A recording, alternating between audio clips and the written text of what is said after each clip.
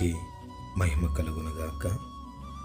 గడిచిన నెలంతా కాచి కాపాడి మరొక నెలలో అడుగు పెట్టడానికి సహాయం చేసిన దేవునికి కోటాను కోట్ల స్తుతులు స్తోత్రాలు. శత్రువు నిన్ను తరుముచున్నాడని, శత్రువు వలన నువ్వు బహుగా ఇబ్బంది పడుతున్నావనేసి నువ్వు కృంగిపోతున్నావేమో, బాధపడుతున్నావేమో. అందుకే దేవుడు నీకు సెలవిస్తున్న మాట, నీవు ఆశీర్వాదం పొందుదువుగాక, నీవు ఘనకార్యములను పూనుకొని విజయం నొందుదువుగాక అనేసి ప్రభు సెలవిస్తున్నాడు.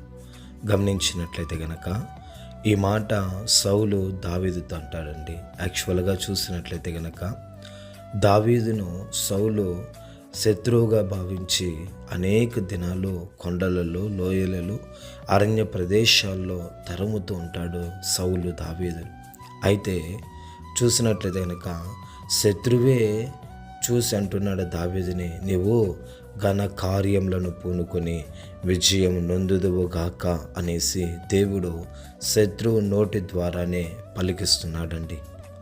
ఏ శత్రువు అయితే తరుముచున్నాడు అని నువ్వు బాధపడుతున్నావో, అదే శత్రువు నోటు నుంచి దావీదుకు సెలవిస్తున్న మాట, నువ్వు ఘన కార్యములను పూనుకొని విజయం నొందుదువుగాక అని సెలవిస్తున్నాడు. కాబట్టి గమనించండి ప్రేమిన దేవుని జనాంగమా, ఇప్పటి వరకు శత్రువు తరుముచున్నాడు అనేసి నువ్వు సోలిపోక, ఇక మీదట అదే శత్రువు యొక్క నోట్లో నుంచే దేవుడు రప్పించినటువంటి మాట, నువ్వు ఘనకార్యాలను పూనుకొని విజయం నొందుదువు అనేసి ప్రభు సెలవిస్తున్నాడు.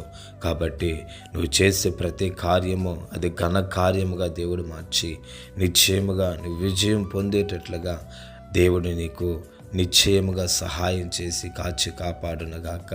అటు తర్వాత మనం చూసినట్లయితే గనక దావీదు అనేకమైనటువంటి ఘన కార్యాలను, విలువైనటువంటి కార్యాలను, గొప్ప కార్యాలను ప్రారంభించి నిశ్చయముగా విజయాన్ని పొందుకున్నాడు. ఎక్కడ కూడా దావీదు ఓడిపోలేదు.